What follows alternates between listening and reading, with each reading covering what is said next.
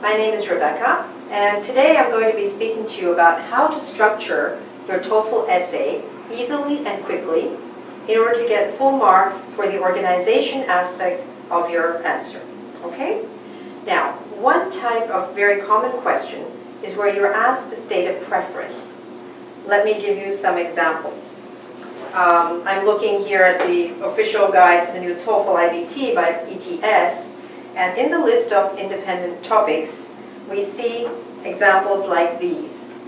Some people like to travel with a companion. Others prefer to travel alone. Which do you prefer? Use specific reasons and examples to support your choice. That's one. Okay. Let's look at another one.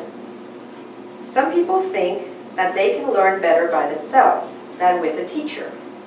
Others think that it's always better to have a teacher. Which do you prefer? Use specific reasons to develop your essay. Okay, and let's look at a last one here. Similar one, where you're asked to state a preference. Some people prefer to live in a small town. Others prefer to live in a big city. Which place would you prefer to live in? Use specific reasons and details to support your answer. Okay? So we see here, by looking at these three examples, that in these types of questions, you're asked to do three things. The first is to state your preference. The second is to give reasons. And the third is to support those reasons with examples or further details.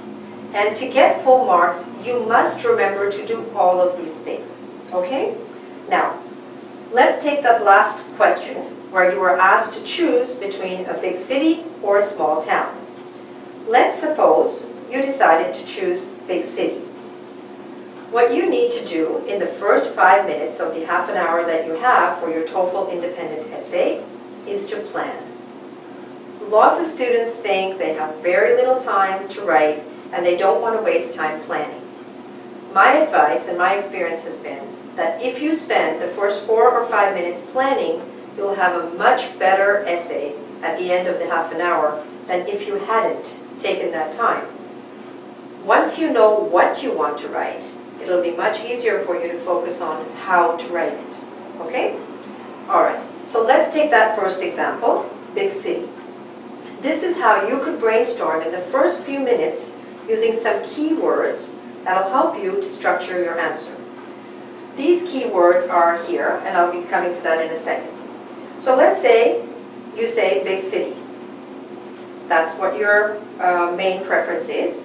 And then you start using some keywords to give your reasons. The keywords in this case are academic reasons, social reasons, and professional reasons. Later, I'll give you examples of many other types of reasons you could choose. So you quickly jot these down. You put it all down graphically, and this way you can see the whole picture, and you can see if something's missing. Then you take, for example, academic, and you try to find 3 examples or supporting details to see whether it's possible for you to construct a whole paragraph to write about that reason. Because if you can't find enough examples or details, then perhaps you should drop this particular reason and choose another reason. Okay? Alright, so for example here, for academic reasons, I put down qualified professors, prestigious schools, and better facilities. A big city would have all of these. You could say, I prefer living in a big city for social reasons. You would meet more people, there would be greater diversity, and there's a wider range of languages and cultures that you would come across. Here you have managed to find good supporting reasons, good supporting examples for your second reason. The third reason would be, for example, professional. There are more opportunities, higher salaries, and more well-known companies that would be established in a larger city. Now you have, if you're satisfied, okay, let's say you've done this, if you're satisfied with this, then you can immediately progress to your essay. If you're not satisfied with a particular reason, or you can't find enough examples, then you can substitute something else here. You could say, for example, cultural reasons, historic reasons, environmental reasons, health reasons, economic reasons, biological reasons, sociological reasons, psychological reasons, spiritual reasons, religious reasons. The list goes on. It's really helpful for you to learn a lot of these keywords, which would be your reasons, and from that will flow a number of examples. Okay?